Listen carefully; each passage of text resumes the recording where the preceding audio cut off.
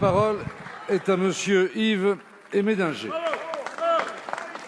Merci Monsieur le Président.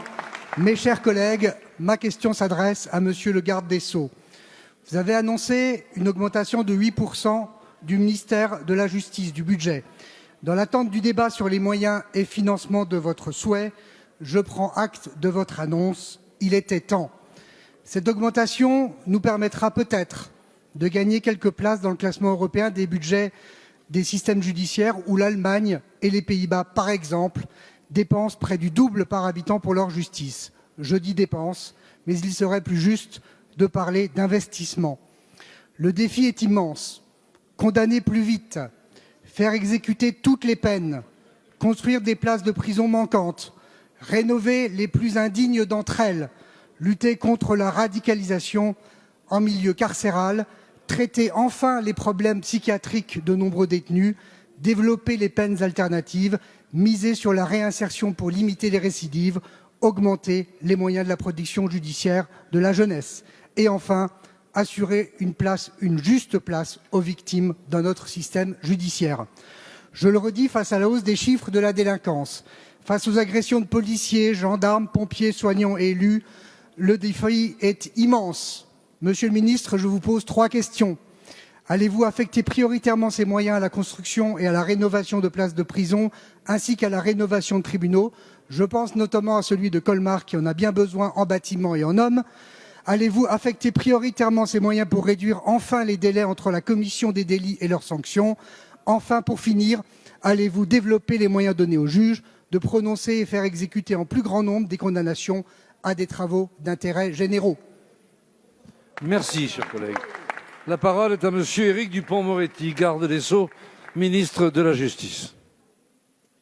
Monsieur le Président, Mesdames, Messieurs les députés, Monsieur le député Médinger, vous auriez presque pu signer à mes côtés ma première circulaire de politique générale que j'ai adressée aux procureurs généraux de notre pays. Pourquoi?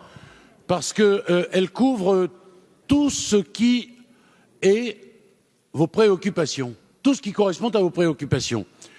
Construction de places de prison, je l'ai dit tout à l'heure à Madame le député Untermaier, bien sûr, continuation, mais également ce qui concerne l'exécution des peines. La difficulté d'ailleurs dans l'exécution des peines, aujourd'hui, ce n'est pas que les peines ne sont pas exécutées, contrairement à ce que j'entends parfois. Elles le sont à hauteur de 92%. La difficulté, c'est qu'elles sont exécutées trop tard. Et je veux passer d'un tige qui est exécuté 14 mois après à un travail non rémunéré qui est exécuté tout de suite. Je dis, et j'ai dit ce matin aux procureurs généraux, qu'il valait mieux un travail non rémunéré tout de suite que 2 mois d'emprisonnement avec sursis dans 18 mois. Voilà la philosophie dans laquelle je veux m'inscrire. S'agissant de la récidive, bien sûr que nous y songeons.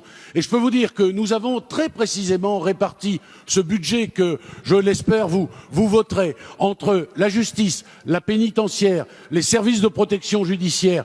Tout le monde bénéficie de ce budget et tout cela recouvre toutes les préoccupations, monsieur le député, qui sont les vôtres. Je vous prie de me croire. Merci, Monsieur le ministre. Monsieur le député. Oui, Monsieur le ministre, je souscris à ce que vous avez dit. Reste à mesurer, mais j'espère que la mesure sera extrêmement faible, les différences entre ce que vous dites et ce que vous ferez et ce qui sera inscrit dans le projet de loi de finances pour le budget. Merci, Monsieur le ministre. Bon. La parole